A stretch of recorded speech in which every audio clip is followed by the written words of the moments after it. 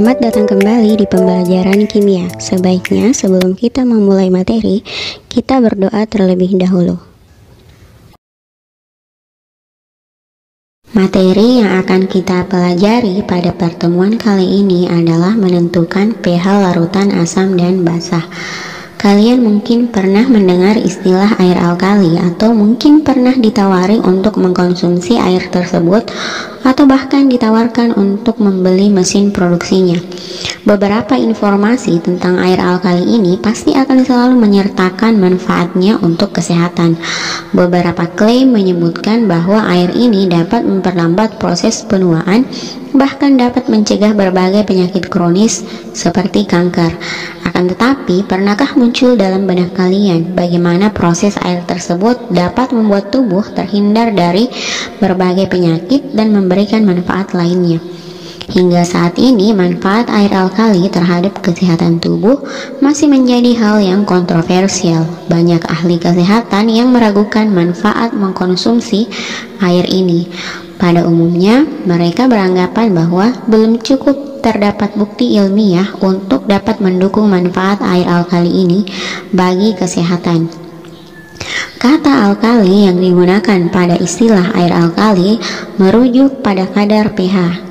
Nah, kadar pH sendiri merupakan suatu satuan yang digunakan untuk menentukan seberapa asam atau basa suatu cairan.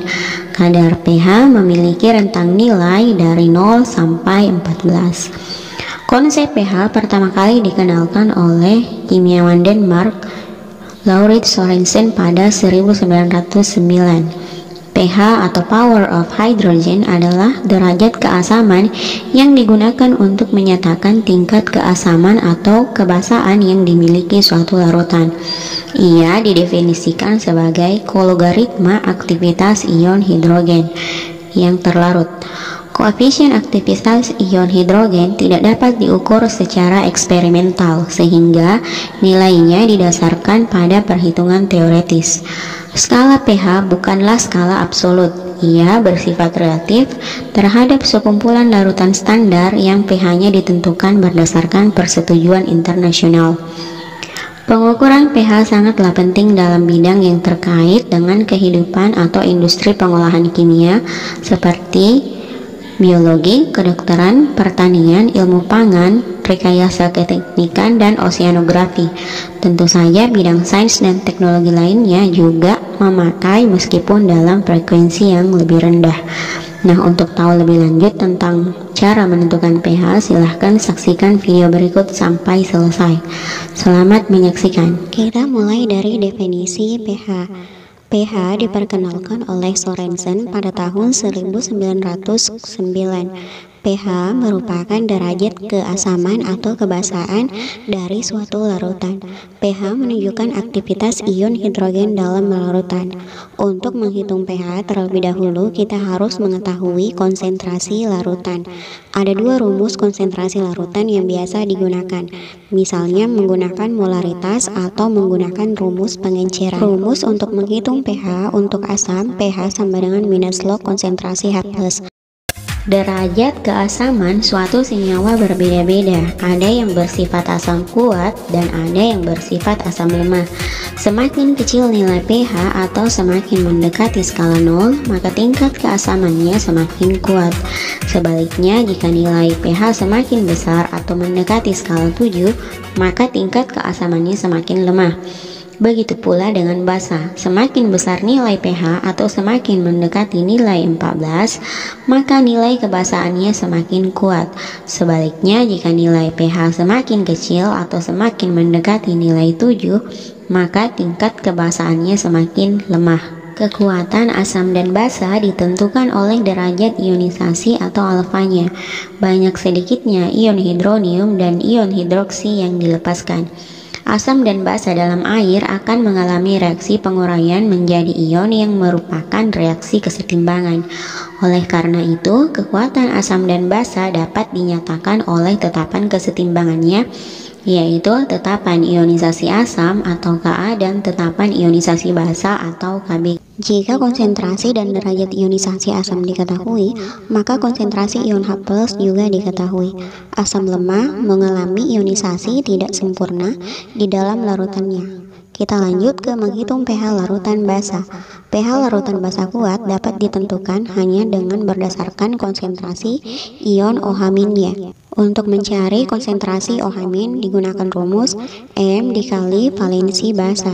Basa kuat merupakan basa yang mengalami ionisasi sempurna dalam air, sedangkan basa lemah tidak terionisasi sempurna dalam air, sehingga perlu tetapan ionisasi basa. Jadi rumus untuk menghitung ion OH- pada basa lemah adalah akar dari tetapan ionisasi basa dikali dengan jumlah konsentrasi molar basa. Selanjutnya, bisa kalian lihat di sini untuk mencari pH pada basa terlebih dahulu kita harus mencari pOH-nya dulu, baru setelahnya untuk menghitung pH digunakan rumus 14 dikurang pOH.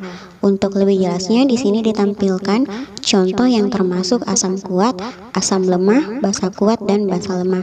Kalian sebisa mungkin harus menghafal ini karena ada perbedaan antara rumus asam kuat dan asam lemah, basa kuat dan basa lemah. Lanjut ke contoh soal dan pembahasan cara menghitung pH. Mulai dari pH asam kuat di sini. Cara menghitung pH dari asam klorida 0,01 m. Perhatikan baik-baik, ini adalah asam kuat, berarti rumusnya molaritasnya dikali dengan valensinya. Karena molaritasnya sudah jelas 0,01, berarti tinggal kita masukkan ke rumus. pH sama dengan minus log konsentrasi H+. Selanjutnya contoh soal yang kedua di sini masih menghitung pH dari asam kuat, asam klorida 0,02 m. Selanjutnya kita ke asam lemah. Ingat, asam lemah berarti kita menggunakan tetapan kesetimbangan asam atau Ka. Perhatikan baik-baik, rumusnya konsentrasi H+, akar dari Ka dikali dengan molaritas asam lemah. Jadi perhatikan baik-baik, untuk pH asam kuat dan asam lemah berbeda rumusnya. pH asam lemah menggunakan Ka, sedangkan asam kuat tidak. Kita lanjut ke cara menghitung pH basa. Rumus pH basa kita mulai dari pOH-nya terlebih dahulu, baru mencari pH-nya dengan rumus 14 dikurangi dengan pOH. Hal yang harus kalian perhatikan saat menghitung pH basa kuat adalah koefisien OH- pada reaksi ionisasi basa, karena digunakan untuk menghitung konsentrasi OH-. Selanjutnya kita beralih ke basa lemah. Ingat, dalam basa lemah yang harus kalian perhatikan untuk mencari OH-nya adalah akar dari Kb dikali dengan molaritasnya. Kunci untuk menyelesaikan soal hitungan menghitung pH asam dan basa, terlebih dahulu kalian harus mengetahui apakah dia asam lemah atau asam kuat, basa lemah atau basa kuat, karena rumusnya berbeda. Nah, agar kalian lebih memahami materi ini, silahkan kerjakan latihan berikut.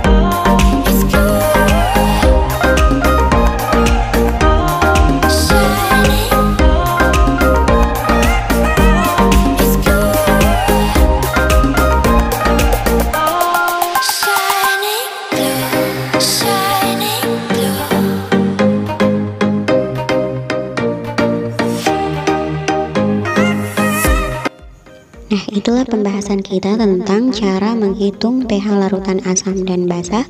Semoga bermanfaat. Sampai jumpa di pertemuan selanjutnya.